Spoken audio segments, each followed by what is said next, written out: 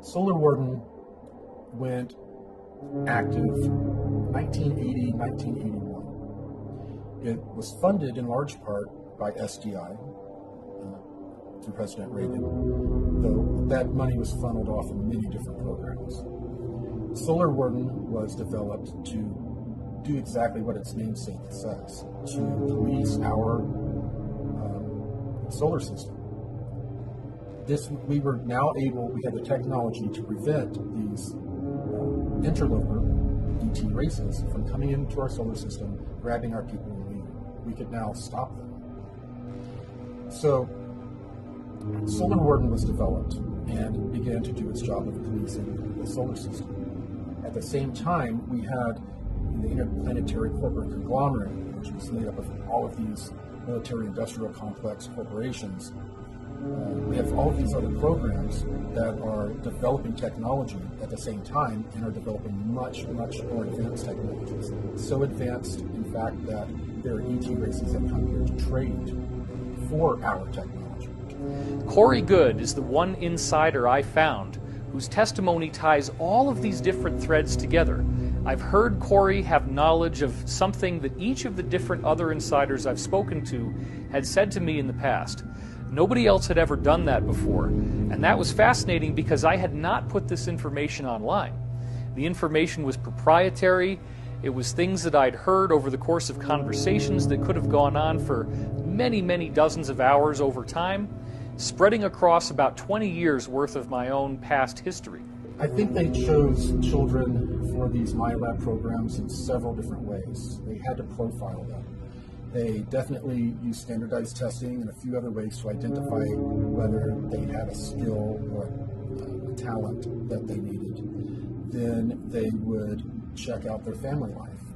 They preferred children from broken homes or from homes that were not harmonious, because the children are used to getting smacked around, they're used to stressful environments, and the parents were not always as attentive as other parents. Therefore, the children were able to handle a lot more stress, and the parents may not notice, certain behavior in the kids. Well, I guess you would say a typical day, if there is a typical day in the life of a MyLab, would be your parents dropping you off at school, just like any other day, and except that day, you're pulled aside and told you're going to go on a field trip. You're in a special education class or an accelerated learning class, you're special.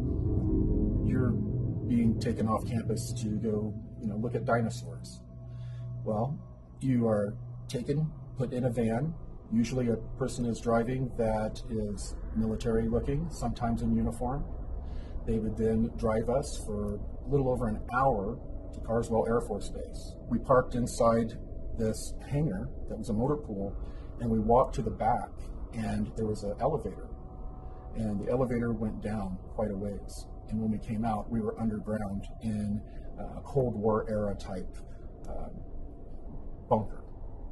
That would then lead us to another set of elevators that would take us down, where we would get on underground trams that would there were trains that would take us over 500 miles per hour anywhere in the world. When we were sent to one of these locations through one of these shuttles, we would then go through, sometimes because of travel time, we would only get 45 minutes of training in, sometimes 2-3 hours of training in. Then we would go back, be debriefed, and they would give us a chemical through a shot, and they would sit us in a chair in front of a movie screen and basically hypnotize us and give us a screen memory of going to a museum and looking at dinosaurs.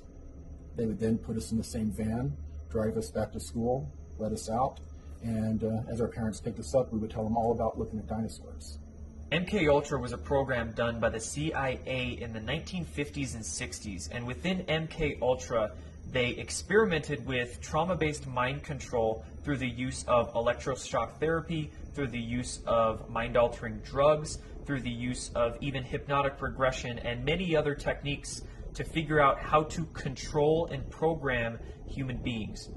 There was programming at bases.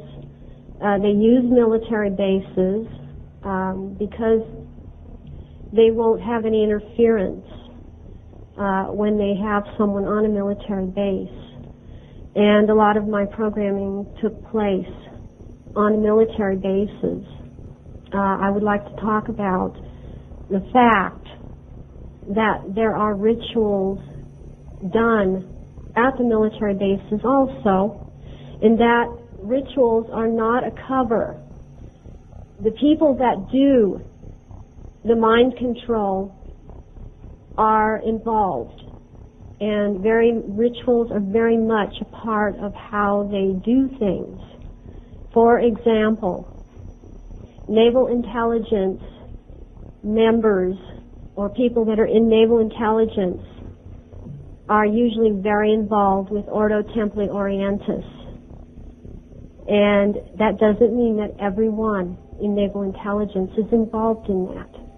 But naval intelligence is responsible for a lot of overseeing of ritual activity in this country.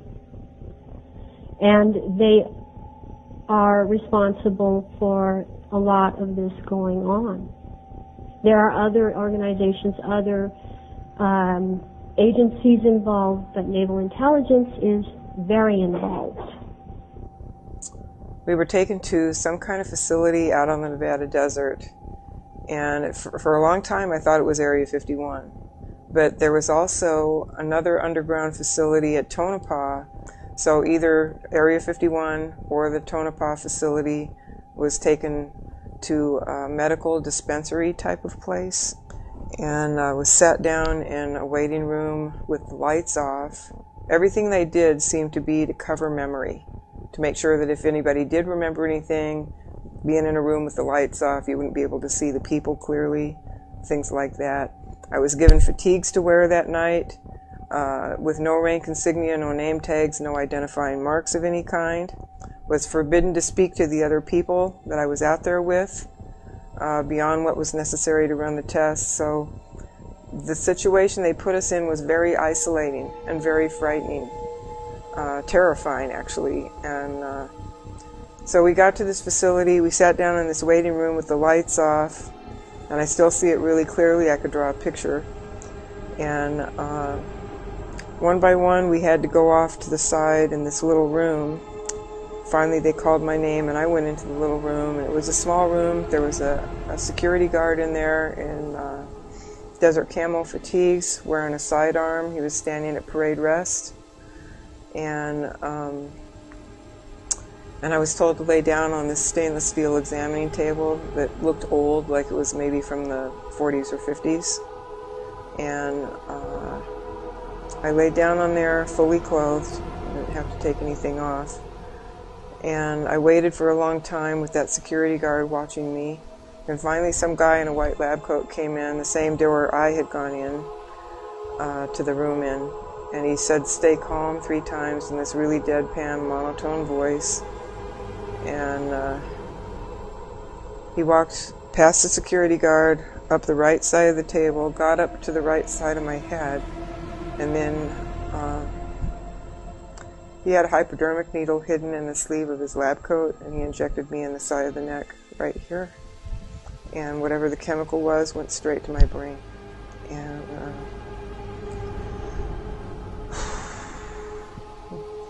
so I'm kind of in shock from whatever this injection's doing to me, because it went straight to the brain, and I was like, you know, in shock.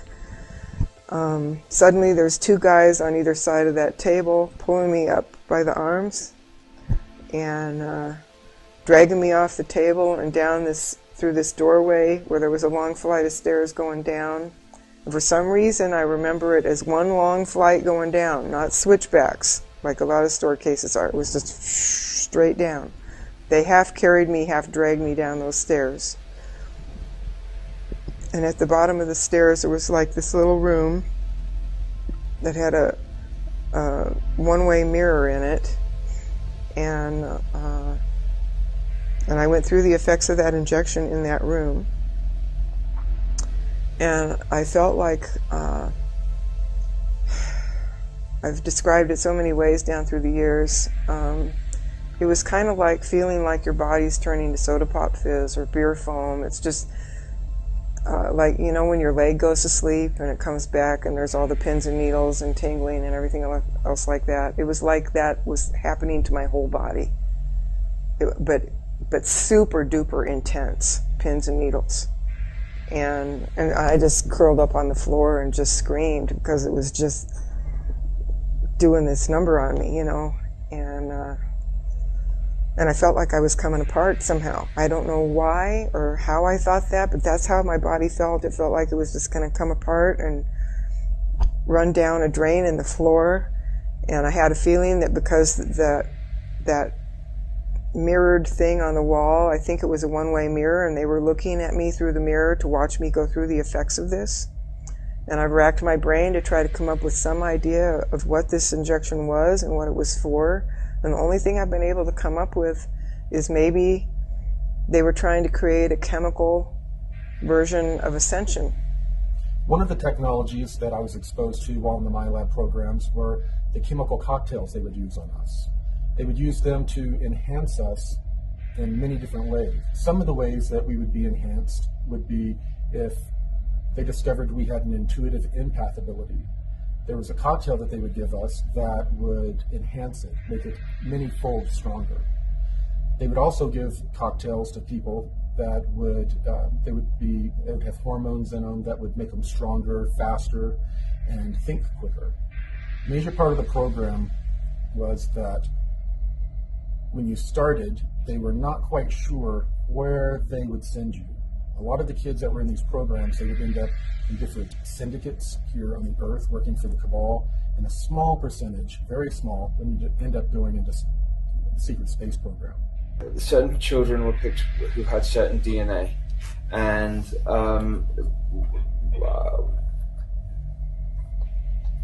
I was connected with that. And what they did was, when we were like 5 and 6 years old, they took us there, and they trained us, and we did. We learned and we trained and we did all sorts of operations when we were there. Now, when I was 5 years old, my parents moved to Los Angeles at the time, out of the blue, and I was living on Sepulveda Boulevard, and the Mars jump rooms for children were on at 999 Sepulveda Boulevard. I now know. So and I didn't know. So I had these memories before I knew that this particular information about these Mars jump rooms on Sepulveda Boulevard. It was a lot of training. So say from 5 years old to 25 years old was spent there, and I know some of the people now who are back here. But what they did then at the end of the Mars, at the end of that thing, is they used age regression technology, brought us back to 5 years old, and then placed us exactly back to where we were. The reason so few went into the secret space program was that most of the participants, almost all of the participants, are pulled from various military branches. They bring people in to the military, send them through training, testing, find out where their skills lean, and if they have the fortitude for this type of mission, and then they're invited in or drafted in, and they'll serve a 20-year term. And this is referred to as a 20-back. And after that 20 years, they're actually age regressed and regressed back in time using a technology that was handed to us by non-terrestrials. And then they were buttoned up in time and placed back in their life. And then they finish out the rest of their military term and then return to civilian life, having no memory of serving in the secret space program. The whole point of regressing people back in time after serving in the 20 and back and wiping their memory has to do with a deal that was made with an extraterrestrial group that gave us that technology. There's a Nordic group that are engaged in a time and space battle with a reptilian group. This battle's gone on for many thousands of years. When delving into this research, some people formulate ideas that there's only good extraterrestrials here or there's only bad extraterrestrials here. But we need to understand that the law of polarity is universal. There's both good or benevolent extraterrestrials here to help us, and there's negative extraterrestrials here to essentially feed off of us and traumatize us into a state of fear. These negative extraterrestrial species involve some gray species. They also involve many reptilian species and many non-physical archonic entities that can also remotely influence and utilize much of that fear energy and traumatized energy that we release. Towards the end of my training, it started to become pretty clear that I had done very well in the intuitive empath training. I'd done very well in the rest of the general training that I was given. And I was starting to be introduced to non-terrestrial beings. So it became very obvious that I was going to be interacting with non-terrestrials, and I assumed it was going to be in an off-world environment. Little did I know that I was going to be drafted in this program when I was 16 years old. And it was during my Christmas break, between the age of 16 and 17 years old. I turned 17 in February. I was taken from my room. I was then taken to Carswell Air Force Base. I was then transported to the moon, where I sat and signed a bunch of papers that were non-disclosures, were just a big stack of papers signing my life away when I wasn't even 17 years old. The Lunar Operations Command is a moon base, and it was built out originally by the Germans in the late 1930s, early 1940s. While they were building this complex, they had utilized an ancient alien building that was not too terribly far away. They had found a bunch of these buildings on the moon, and they had found one of the buildings that they were able to patch up with some of the concrete they made from the local regolith. They then were able to pressurize it and use it as a base of operations while they built out the Lunar Operation Command. After a number of years, and after Operation Paperclip, it served its purpose and integrated the Nazis into the military-industrial complex, the LOC was handed over to the Americans. When approaching the moon from Earth in an electrogravitic craft, you will find the moon will be at a distance, and then it will grow very quickly in front of you. And then the next thing you know, you are above the surface. You will then fly in the electrogravitic craft at breakneck speeds, except you don't feel inertia. You find yourself hugging maybe 90 feet, 300 feet above the lunar surface, going at incredible speeds until you reach a crater. And then you find yourself orbiting a crater. The person piloting the craft radios in requesting permission to land. You don't see anywhere to land. All of a sudden, a little haze kind of occurs, and then there's a base. It's the Lunar Operation Command. And as you fly down and over, there is a control tower where they control the air traffic. As you fly around this base to make your final approach, you see a secondary crater. And as you fly down into that crater, it's fairly deep, and you end up popping out into a lava tube section, where you immediately see a giant building built into the middle of that lava tube that blocks it. And it's built kind of like the shape of a bell, and it looks like the outside of a battleship almost, the way it's built. You then fly in and land in the bay, and you're now at the Lunar Operation Command. Well, some of the testimony that's come to me over the last year in particular has been nothing short of startling in terms of the degree to which the space program, the secret space program, has expanded.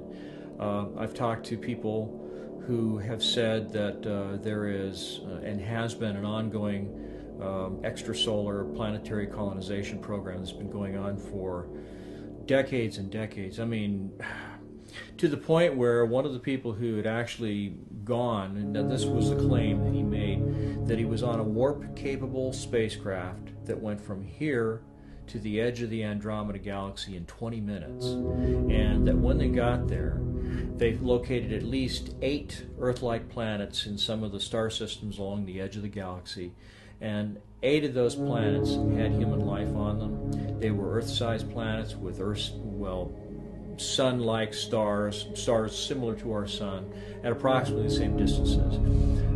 They wound up using some kind of radio telemetry sensors to determine which ones were broadcasting in conventional radio and television signals. They found 2 planets like that, 2 of which were speaking English.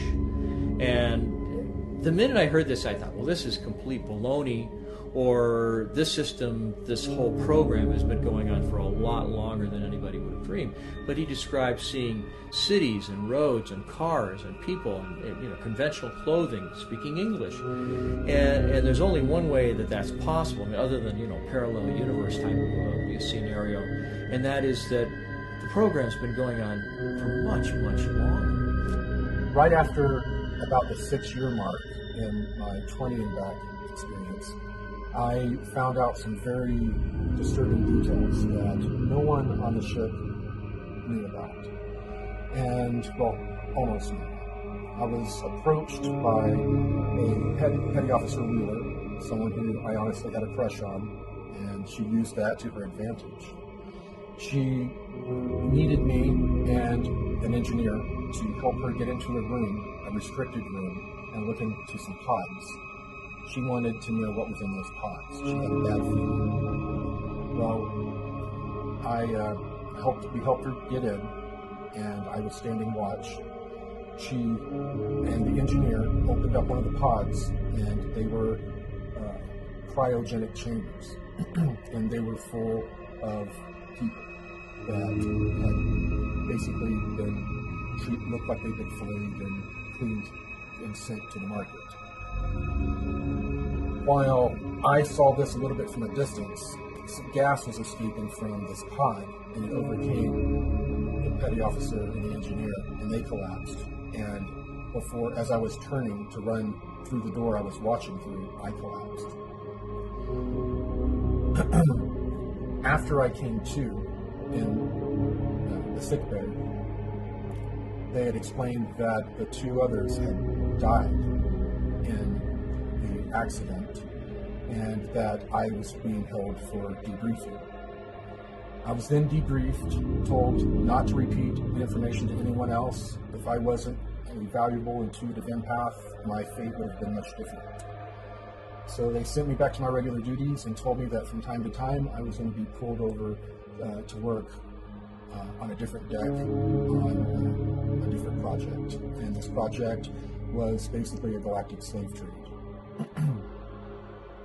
It turned out that for many decades, while we were developing the technology to try to fight some of the negative ETs, there were extraterrestrials that were coming into our solar system, were coming to our planet, would swoop down and kidnap people and leave, and then take them and trade them off into some sort of galactic slave trade that's going on.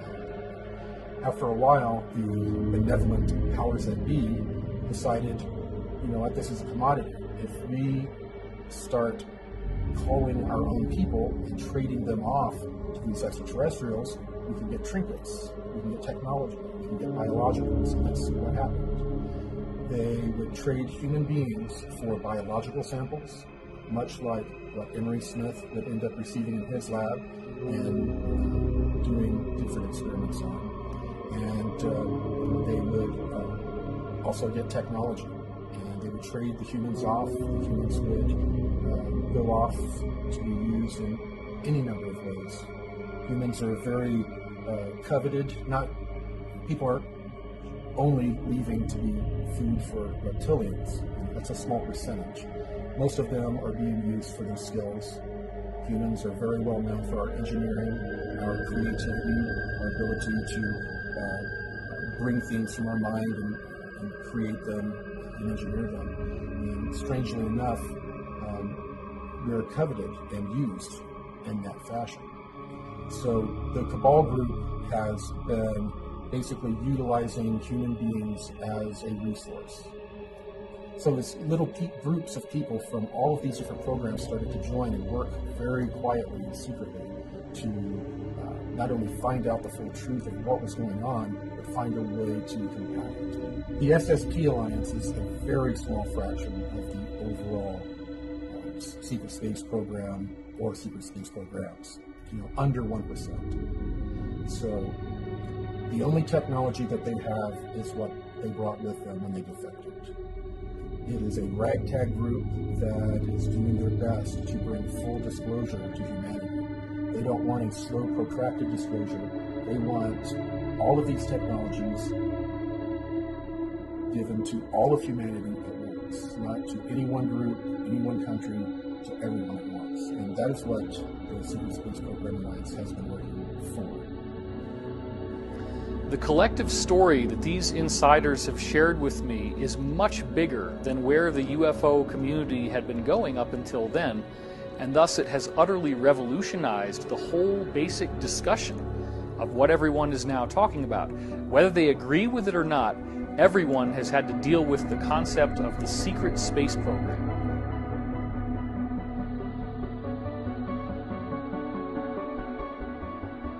According to some estimates, we cannot track $2.3 trillion in transactions. On September 10th, 2001, the day before 9/11, then Secretary of Defense Donald Rumsfeld testified in front of congressmen about $2.3 trillion missing from the Pentagon. In 2015, an Inspector General report came out detailing that number grew from $2.3 trillion to $6.5 trillion missing from the Pentagon. This money is going into unacknowledged projects both above our heads and below ground, into deep underground military bases and secret space programs with technology far beyond what many of us can even realize. Our black budget, for instance, garners $1.023 trillion every 2 years. It's over $500 billion a year. Right now, there are 131 active deep underground military bases in the United States.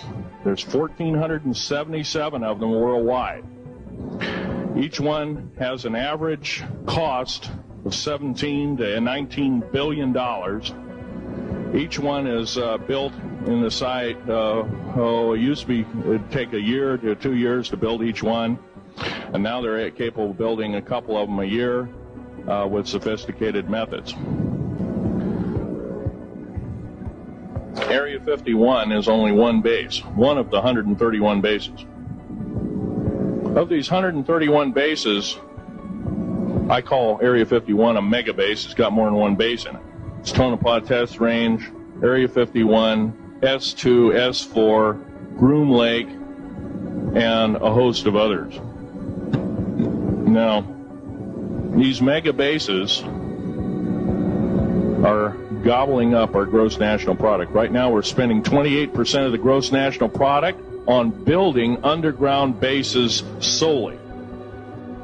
China has built 50 different ghost cities that collectively are built to hold an estimated 64 million inhabitants. The apartment buildings, the roads, all of the infrastructure, all the plumbing, all the electrical, everything you need for a city, and there's nobody there. 50 cities, 64 million people. Now remember, China's gross domestic product is $11.2 trillion. They're not even spending a majority of their gross domestic product on these ghost cities, and yet they have the money to do it. It's only cost them a few $1 trillion.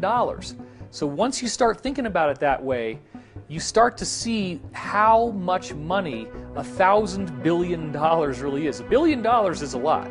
If you're a billionaire, you can do anything you want. $1,000 billion is a sum of money that just gets dropped out there with this word trillion, but we're not really thinking about how it literally can build an entire civilization. The articles on China's ghost cities refer to it as China's multi-billion-dollar debt, not a debt in the trillions. In fact, in 2016, one estimate that I saw showed that the total estimated debt that China has gone into to build these ghost cities is only $2.5 trillion. Now that's 50 different cities that hold 64 million people, just because they think that as they continue to have a population boom, that they need to have a place where these people can eventually go. But literally nobody is there right now. So imagine what that means when you start tossing around a figure of the too big to fail banks needing a bailout that, according to Senator Ron Paul, was $29 trillion. You're talking about over 10 times the amount of money that China needed to build 50 different ghost cities that can hold millions and millions and millions of people. So then the question is, where did all this money go? The total amount of money in the world in the 2008 year of the collapse, the gross world product, or GWP, was only $60 trillion. So the theft of $29 trillion from the printed out of hot air US dollar is half of the wealth of the entire world.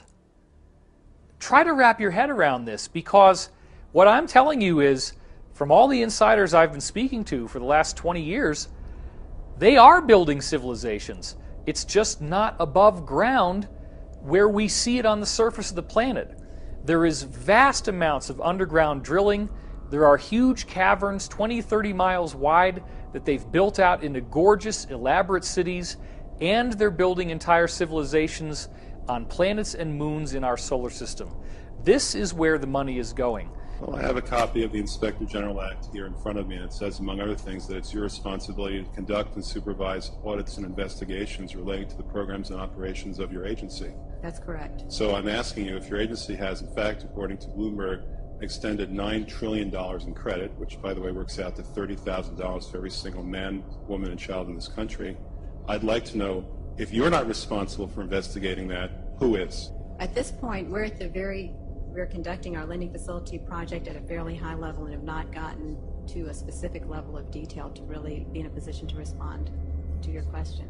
Have you conducted any investigation or auditing of the losses that the Federal Reserve has experienced on its lending since last September?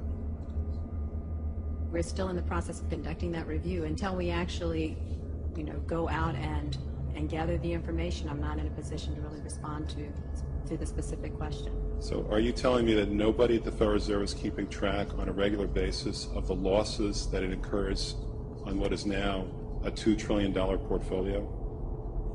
Until we actually look at the program and have the information, we are not in a position to say whether there are losses or to respond in any other way to that.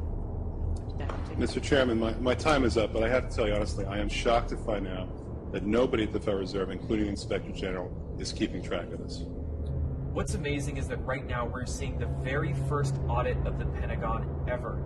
And this audit could very well begin to expose the trillions and trillions, upwards of even 21 trillion, if not more money than that, begin to be exposed. And we might even find out very soon where all this money actually went.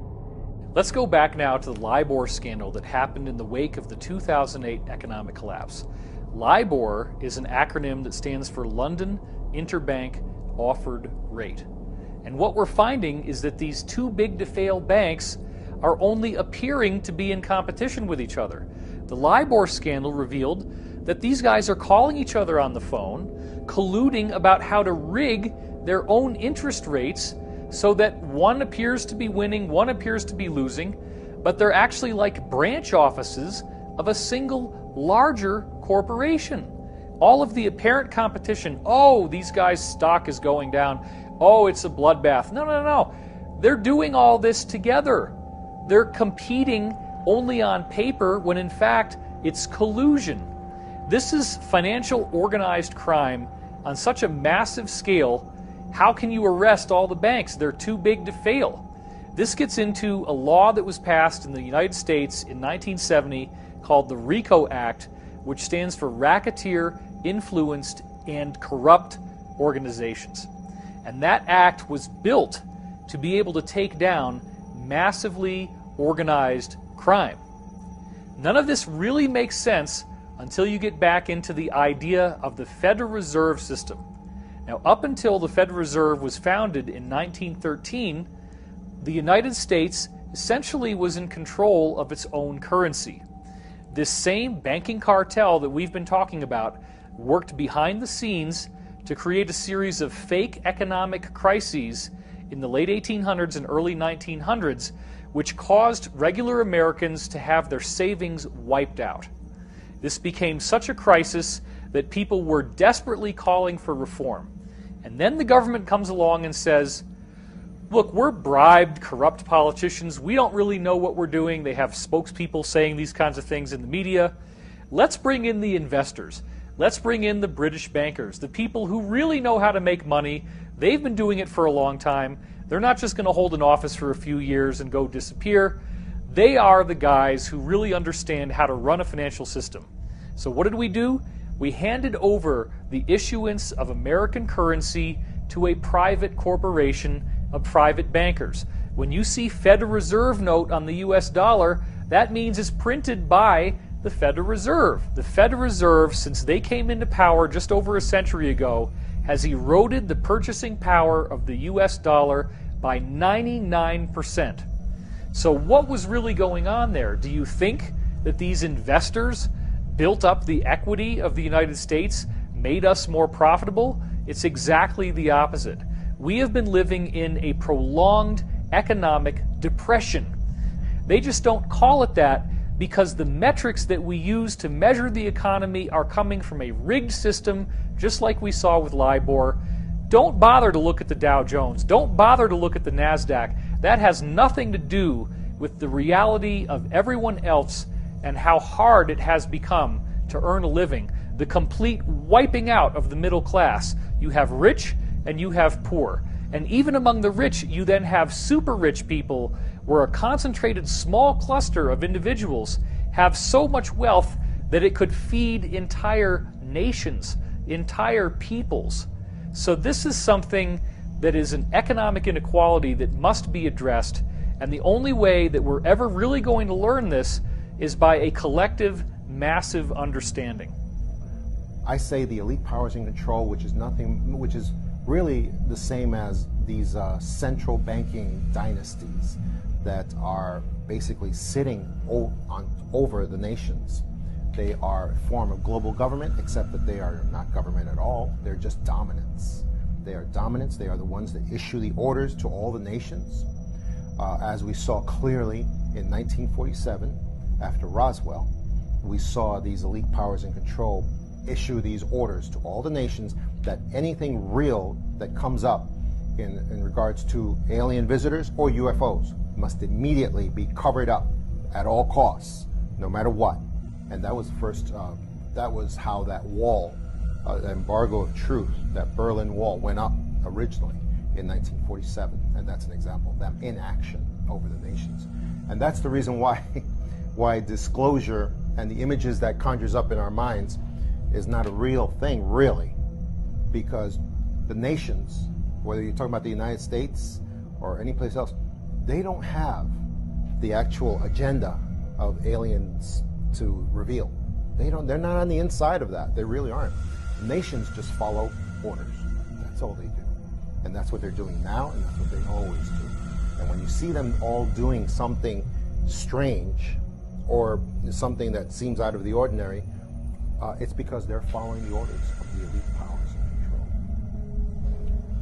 control. We stand at the birth of a new millennium, ready to unlock the mysteries of space, to free the Earth from the miseries of disease, and to harness the energies, industries, and technologies of tomorrow. A new national pride will stir our souls, lift our sights, and heal our divisions. It's time to remember that old wisdom our soldiers will never forget. that whether we are black or brown or white, we all bleed the same red blood of patriots.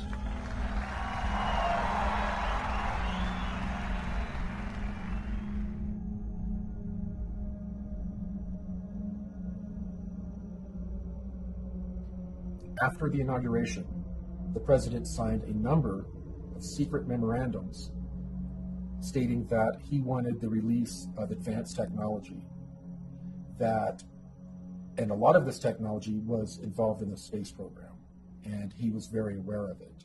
We know that President Trump is aware of advanced technologies because his uncle was the one who went in and cleared out the safe of Tesla after his death. So we are fairly sure that President Trump grew up bouncing on his uncle's knee, hearing stories of free energy. Aside from the Secret Space Program Alliance, we have a different alliance. It is made up of all of these countries that have been fighting against this cabal for 50 years or so.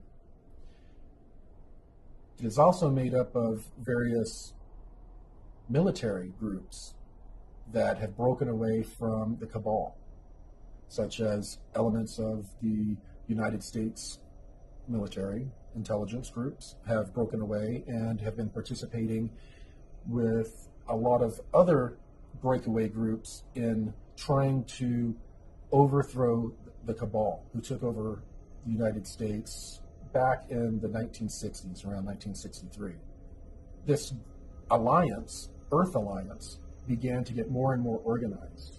And they got organized to a point to where some of them approached some generals and told them that they wanted to do an open coup in the United States.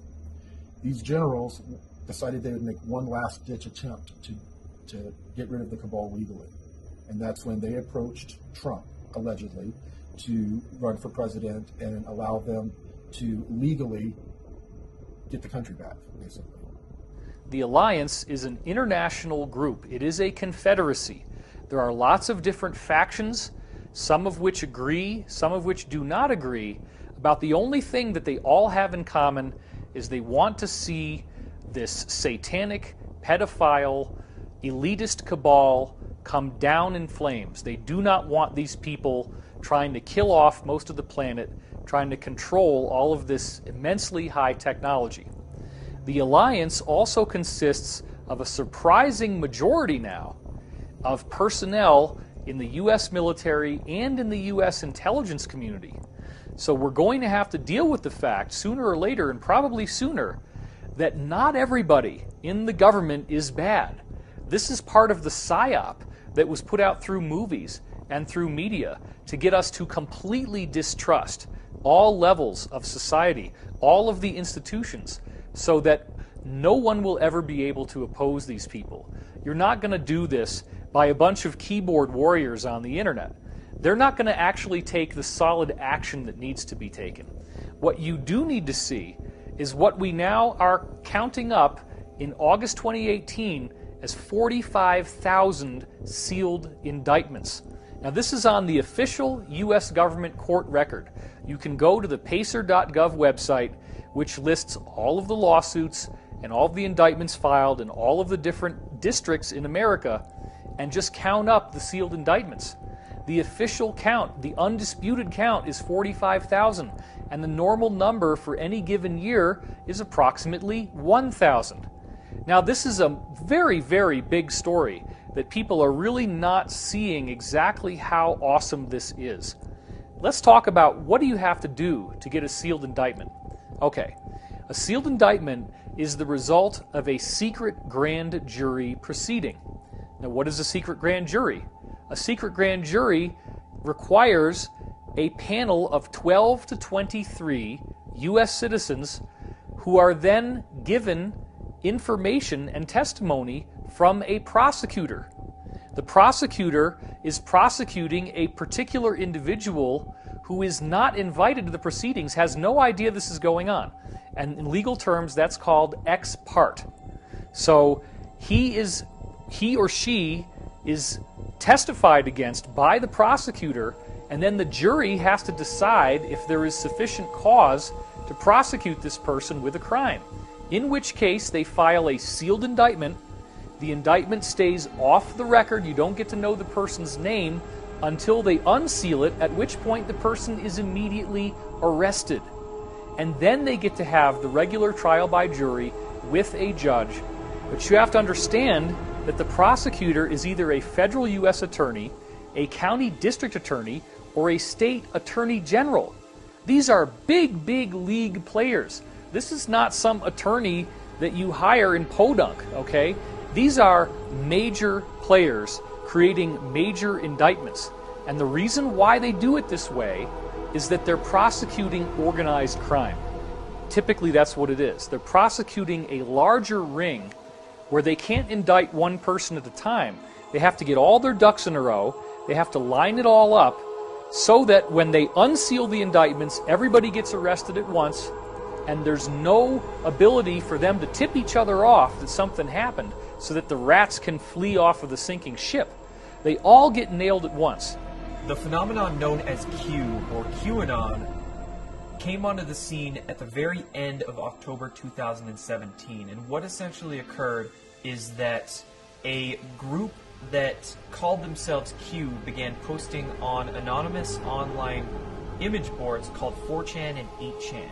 And what they were posting was a lot of questions, a lot of suggestions, a lot of very interesting and intriguing data sets that essentially laid out a real-time takedown of the deep state by alliance and white hat groups behind the scenes. As the QAnon briefings recently stated, these indictments are going to be like Watergate times 1,000. We've never seen anything like this in the history of the world. Some of the most recent QAnon briefings, which our insiders have told us is coming from the alliance, have said that there are many, many figures in the controlled mainstream media who are in these indictments as well. So Harvey Weinstein is just the beginning. And isn't it interesting that when Harvey Weinstein was finally arrested, in his hand he had the biography of Elia Kazan, who was a guy in early Hollywood history who was brought in during the McCarthy investigations and sang like a songbird and ratted out many other people in Hollywood. And Weinstein has now said he is doing the same thing, and that everybody in Hollywood was doing the same stuff that he was doing. So he was upset about why he got singled out. So once these indictments become unsealed, this will be the fulfillment of the mass arrest scenario that I have been leaking on my website since 2009. The only two indictments that we've had unsealed so far involved the cult group NXIVM, the founder of NXIVM, Keith Raniere, and one of his understudies, the actress Allison Mack. These are the only two unsealed court records so far. And their unsealed indictments actually labeled child sex trafficking on them. And NXIVM has found to be a hotbed of cult activity, of ritual abuse, and of child sex abuse even. So if these are the only two records that have been unsealed so far, and they are taking down names of this caliber with charges of this caliber, we can only imagine what the rest of these unsealed indictments are going to show us. This is nothing new. It didn't start with the QAnon briefings, has nothing to do with who's president of the United States right now. This is a decades-long effort in the making, and they have tried and tried and tried in various ways to get this to work. They've had consistent failures, and now they're being much more systematic and much more methodical. It's all going to be done legally. All of the indictments are totally bona fide, and it's just that once this finally happens, it will be something we have never seen before in all of American history. A true second American Revolution. One of the things I learned as an FBI agent is it's not that I learned to believe in conspiracies more. What I learned to know is when I am caught up in a river of deception and everybody else around me is being taken on the same current and we're all being taken in one direction, and suddenly one guy has to stick his head up and say, this isn't right. This is all wrong. We're all just being fed garbage and we're not being told the truth. Well, how is it that technology in today's age our technology has moved forward by leaps and bounds in so many areas, yet we're still driving, the entire world is still driving automobiles that function essentially on the same technology that they have for 100 years. 100 years, and we're still using fossil fuels to fill up our gas tanks. How is that possible? That has not moved forward hardly one iota. I mean, they blend the stuff sometimes, but I mean, essentially, technology has been stuck for 100 years. Well, that's because that's one of the economic factors from the globalists that is so dead set against distributing real energy, which is free energy, which we know was discovered during Tesla's time. So Nikola Tesla is known, of course, for delving into free energy or zero-point energy sciences, but funny enough, near the end of Nikola Tesla's life, he was actually delving into anti-gravity research. And unfortunately, Tesla didn't have enough time nor money towards the end of his life to be able to continue his research into anti-gravity, but he passed along his knowledge to a man named Otis Carr. And funny story about that, Nikola Tesla was staying in a hotel in New York near the end of his career, and during his stay at this hotel, he befriended one of the workers that was there, and that was Otis Carr. And they courted a relationship, and Nikola Tesla actually felt comfortable enough to begin sharing some of his research with Otis Carr. Now, Otis Carr then went, after Nikola Tesla's passing, to develop this research out a little bit more so, and Otis Carr actually developed what was called the OCT-X1, I believe, and it was actually a flying saucer craft that was piloted with the consciousness of the individual, and he did supposedly actual experiments that were successful in navigating both space and time with this craft. So we could say Otis Carr actually was the first person to develop begin to develop a civilian-based space program. But he was essentially run out of business and was not able to continue the work he was doing because the military-industrial complex suppressed his work. But the same forces that destroyed that, I mean, at that time, supposedly it was Thomas Edison, who was a part of the global system. I mean, he was the original fossil fuels and normal electricity system, and he was but he was just a front man to destroy Tesla and destroy his because the efforts to destroy his patents came from national government, not just Edison and his private conglomerate that had billions of dollars even at that time. And the reason for that is why? Because this effort to repress free energy was coming from the elite powers in control, the ones that sit on top of everybody and tell everybody, we got to stop this. And what we're seeing today, of course, is that free energy is like a dam that they're sprouting leaks, and it's getting ready to burst forward because it is coming. It's coming really soon because it's been out there for so long. And I think we're getting to the point where it is going to come forward. And it's going to come forward maybe from several sources at the same time because the pressure has built up so much from so many different sources. So I think we are going to get it very soon. I was asked to give a paper at Vandenberg Air Force Base to the American Institute of Aeronautics and Astronautics. And their normal request would have been, tell us how you're trying to get new business using advanced technology. In other words, that was my job, to run 250 guys with different disciplines to try to get new business. But instead, I surprised them by saying, I want to give a talk called The Giant Discoveries of Future Science. And there was a moment of silence, and okay. So I developed this talk, and in this talk, what I established was I distinguished the difference between engineering and science. Engineers being people who want to build something and make it work. They don't really care how to get there. And the scientists who want to know the, quote, truth underneath.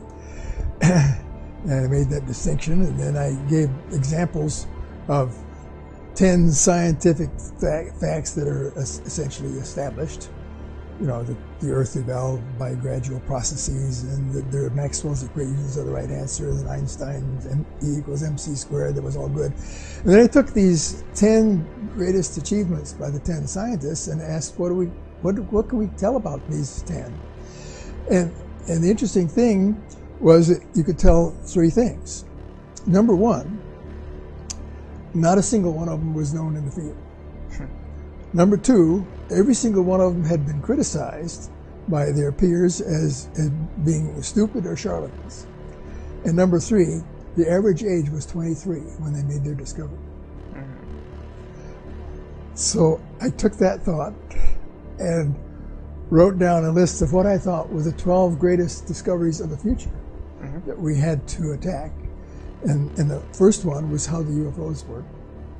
The second was time travel. Well, not time travel was towards the end, but the processes of the brain and the mind, psychic discoveries, psychokinesis, that sort of thing, and a bunch of those things were on the list. And the amazing thing is that today, in 2017, I am satisfied that my list that I said would maybe, and I give a probability of discovering these things, 20 years from now, my list was essentially already discovered, every single one, including time travel, at the time that I gave this paper. My engine's complete. I rebuilt it. I have the entire package setting and outsourced on the servers around the planet. Upon my death, the servers dump everything onto the web. And I mean everything. Blueprints, schematics, diagrams, list of materials, list of tools, list of suppliers that will help you get tools, dimensions, three-dimensional working models. You'll be able to any normal lab would be able to reconstruct this thing, get the same results I did. And I want that done because that will be validation of technology. But once it's built, it's not going to sit there. They're going to use it. And I expect in a year's time, once that kind of technology is dumped, they build it, they start using it. Oil is reduced to a lubricant planet-wide, and that's it. That's the first step. Imagine what happens next. I don't want to be around. That's the reason it would be a media circus, and I just not into that. So I'll just leave it behind, and y'all can play with it and do with what you want.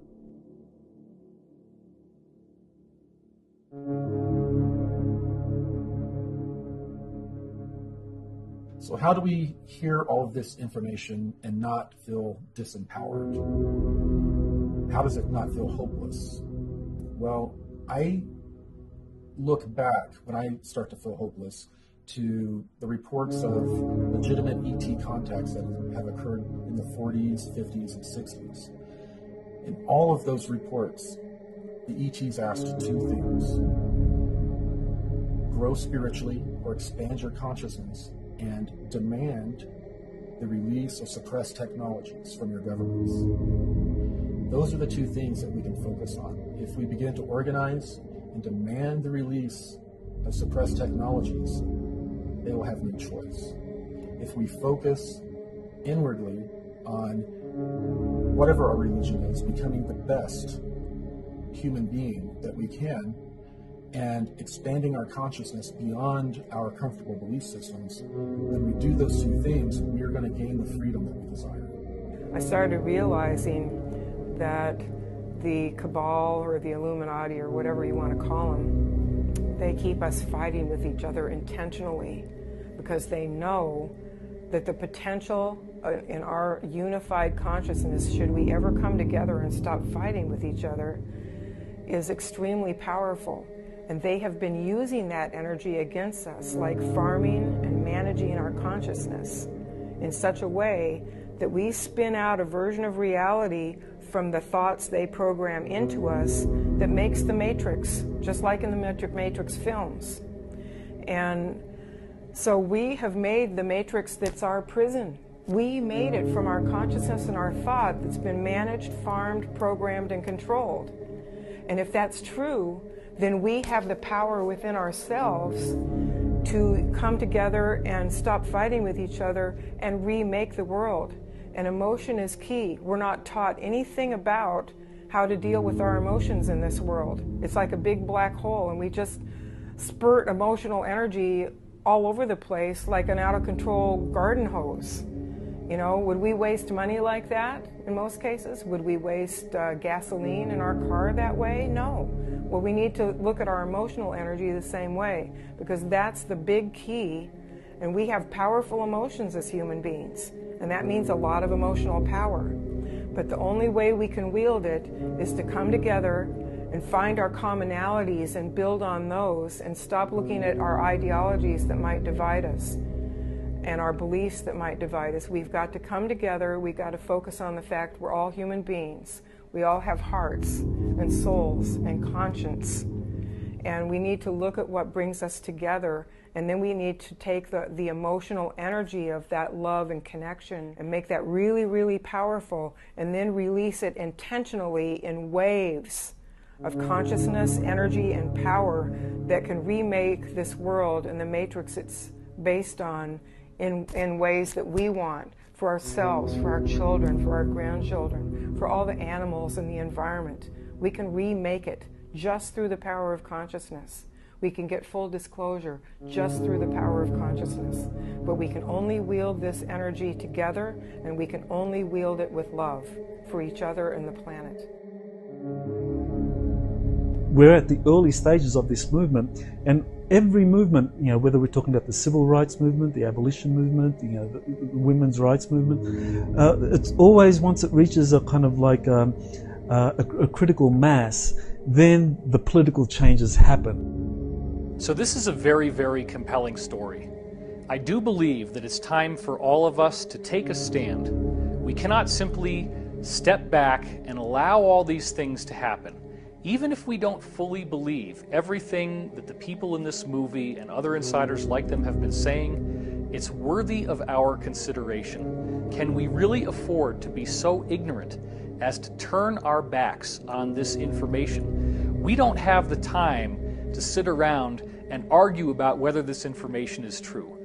The planet is dying. We have economic collapse. We have mass starvation. We have the largest mass extinction since the collapse of the dinosaurs. Our ecosphere is collapsing. We see the lack of water. We see ever-increasing global temperatures, and no one really is doing anything about it. The entrenched power structure stays the way it is. We're still burning fossil fuels. We're still not getting access to these amazing technologies. If we do get full disclosure, now the dam breaks. Now we're in a totally new reality, which very well could be the golden age that was promised to us in so many different ancient teachings and traditions. I do believe that in our lifetimes we will see the full disclosure of the so-called forbidden technology. We will become a truly galactic civilization, and we will do this with the cooperation of people in the military, people in the intelligence community, people who were working for the cabal and have decided to break away from all that, become insiders, and be the change that we want to see in the world.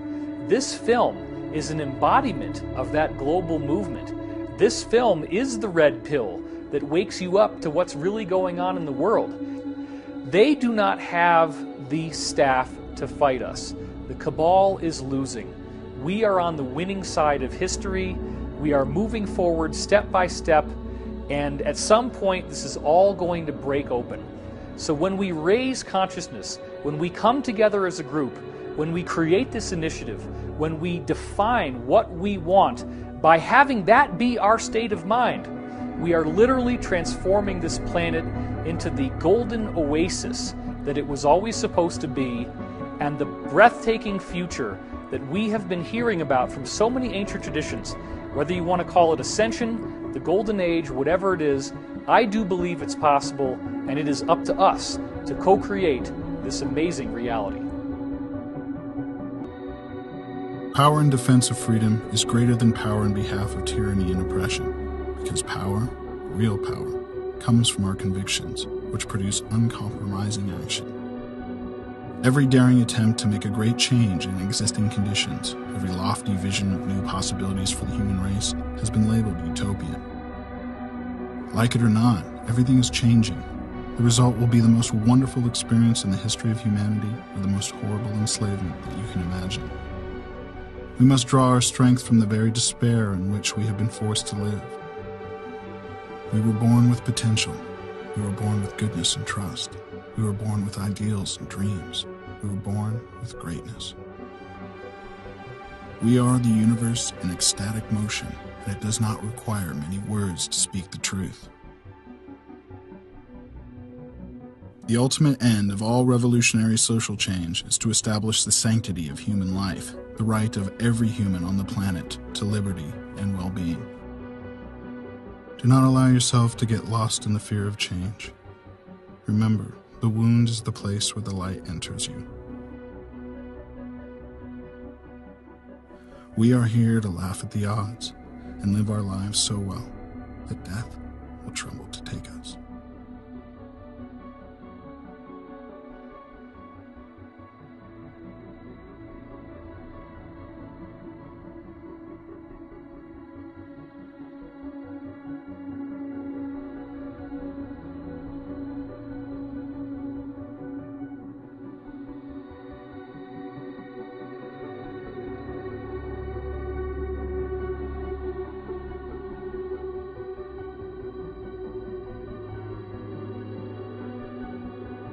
Very importantly, I'm hereby directing the Department of Defense and Pentagon to immediately begin the process necessary to establish a Space Force as the 6th branch of the armed forces. That's a big statement.